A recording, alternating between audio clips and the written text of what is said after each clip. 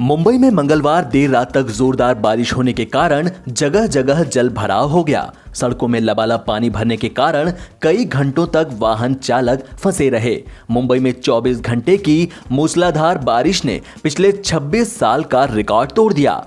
आसमान से बरसती इस बारिश का असर कोविड-19 के अस्पतालों पर दिखाई दिया। मुंबई के नायर अस्पताल में बारिश का पानी घुस गया। आलम यह हो गया कि पूरा वार्ड तालाब में तब्दील हो गया।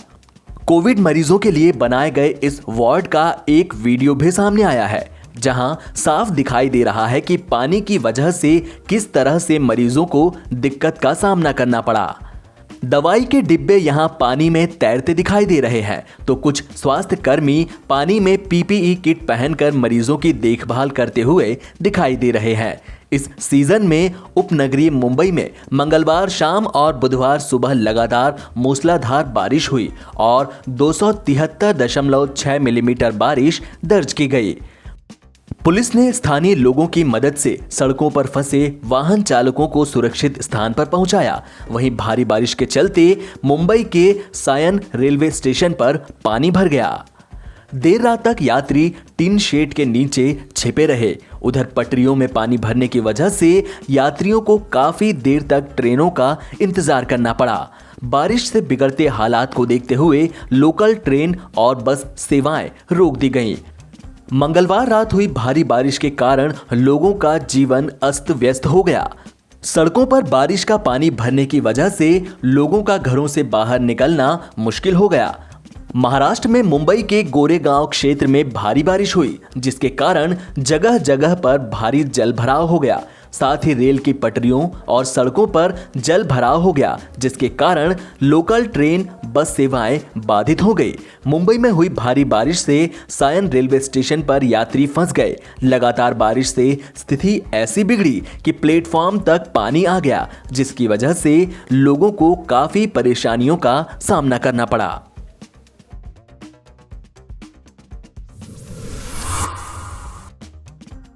भारत में कोरोना वायरस के केस कल पहली बार थोड़े कम रहे थे। इस बीच महाराष्ट्र, कर्नाटक, आंध्र प्रदेश जैसे राज्यों में कोविड-19 के केस कम नहीं हो रहे हैं।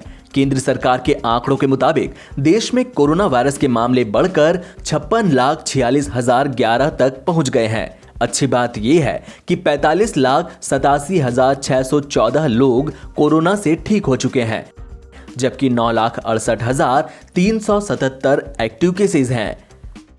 इस जानलेवा बीमारी ने अब तक 90,020 लोगों की जान ले ली है। पिछले 24 घंटे में कोरोना के देश में 83,347 नए केस सामने आए हैं, जबकि 1,085 लोगों की मौत हुई है। देश में 21वें दिन लगातार 1000 से ज्यादा लोगों की मौत हुई है। राहत की बात यह है कि मृत्यु दर और एक्टिव केसेस रेट में लगातार गिरावट दर्ज की जा रही है। मृत्यु दर गिरकर 1.58% हो गई। इसके अलावा एक्टिव केस यानी जिनका इलाज चल रहा है, उनकी दर भी घटकर 17% हो गई है।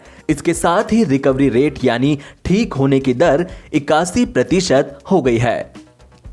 भारत में रिकवरी रेट लगातार बढ़ रहा है। देश में सबसे ज्यादा एक्टिव केस महाराष्ट्र में है। महाराष्ट्र लगातार कोरोना की सबसे बुरी मार झेलने वाला राज्य बना हुआ है। यहां अब तक 12 लाख मामले और 33,000 मौतें दर्ज हो चुकी हैं। इसके बाद आंध्र प्रदेश, तमिलनाडु, कर्नाटक और उत्तर प्रदेश हैं। इन 5 राज्यों में सबसे ज्यादा एक्टिव केसेस हैं। एक्टिव केस मामलों में दुनिया में भारत का दूसरा स्थान है।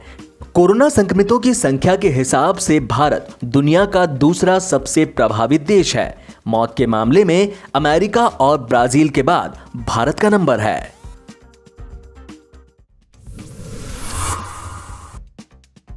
अमेरिका की मशहूर पत्रिका टाइम ने दुनिया के 100 प्रभावशाली लोगों की सूची में पीएम मोदी को भी शामिल किया है। इस सूची में शामिल अन्य भारतीय लोगों में गूगल के सीईओ सुंदर पिचाई, अभिनेता आयुष्मान खुराना, एचआईवी पर शोध करने वाले रविंदर गुप्ता और शाहीन बाग धरने में शामिल बिल्किस भी शामिल है।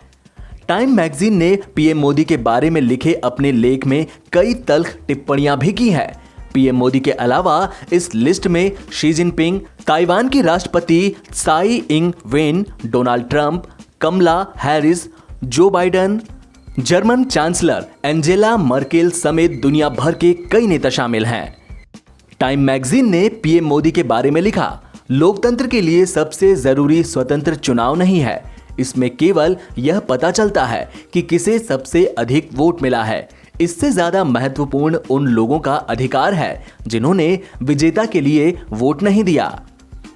भारत 7 दशकों से अधिक समय से दुनिया का सबसे बड़ा लोकतंत्र रहा है। भारत की 1.3 अरब की आबादी में ईसाई, मुस्लिम, सिख, बौद्ध, जैन और अन्य धर्मों के लोग शामिल हैं।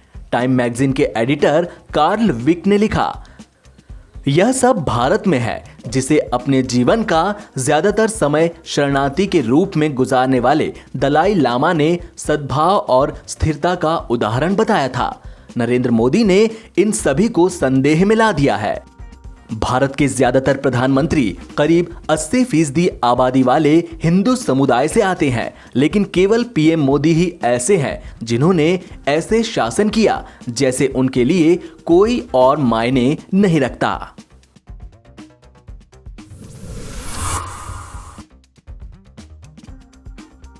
चीन के साथ बॉर्डर पर तनाव को देखते हुए भारत अपनी रक्षा खरीद को तेज कर रहा है।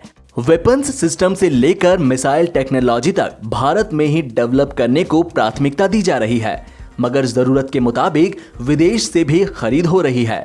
रक्षा मंत्रालय अमेरिका से 30 general Atomics MQ-9 reaper drones खरीदने की तैयारी में है। इंडिया टुडे में छपी रिपोर्ट के मुताबिक करीब 22,000 करोड़ रुपए की यह डील हो सकती है। डील 2 हिस्सों में होंगी। पहले 6 reaper medium altitude long endurance drones खरीदे जाएंगे। इनकी डिलीवरी अगले कुछ महीनों में हो जाएगी। बाकी 24 ड्रोन्स अगले 3 साल में डिलीवर होंगे। अमेरिका से 30 ड्रोन्स की खरीद का प्रस्ताव रक्षा अधिग्रहण परिषद के सामने रखा जाएगा। रक्षा मंत्री राजनाथ सिंह इसके अध्यक्ष हैं। डील के पहले हिस्से में 4,400 करोड़ रुपए के 6 MQ-9 ड्रोन फौरन खरीदे जाएंगे। डिलीवरी अगले कुछ महीनों में हो सकती है। बाकी 24 में से 8 ड्रोन्स हर सेना को मिलेंगे। उनकी डिलीवरी अगले 3 साल के भीतर हो सकती है। भारत करीब 3 साल से यह ड्रोन्स खरीदने की कोशिश में है। हालांकि यह साफ नहीं है कि पहले बैच में हेल फायर और अन्य हवा से जमीन में मार करने वाली मिसाइलें लगी होंगी या नहीं।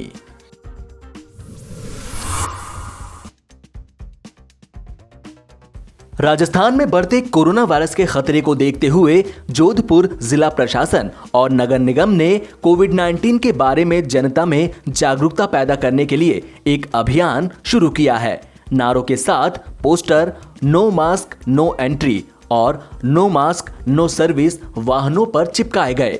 जोधपुर के जिला कलेक्टर ने कहा, सख्ती के साथ कोविड-19 के प्रसार को रोकने के लिए जागरूकता भी जरूरी है। सख्ती के साथ साथ अवेयरनेस की बहुत ज़रूरत है कोविड की संक्रमण को रोकने के लिए। No mask no entry, no mask no service, इसकी थीम के ऊपर जोधपुर जिला प्रशासन, पुलिस प्रशासन, निगम प्रशासन सब लोग मिलकर ये प्रयास कर रहे हैं कि ज़्यादा से ज़्यादा जनता तक अवेयरनेस के माध्यम से हम पहुंच सकें कि बिना मास्क के ना तो किसी जगह पे एंट्री मिलेगी और बिना मास्क ना तो आपको कोई सेवा मिलेगी। जैसा कि आप सभी को विदित है कि लगातार संक्रमण की दर भी और ज़्यादा से ज़्यादा जो लोगों के पहुंचने के समय के ऊपर सीवियरिटी यानी कि गंभीरता हमारे कोविड के मरीजों की बढ़ती जा रही है, उस चीज़ की रोकथाम के लिए राजस्थान सरकार द्वारा, जिला प्रशासन द्वारा सख्ती के साथ साथ पब्लिक को साथ लेने के प्रयास हो रहे हैं।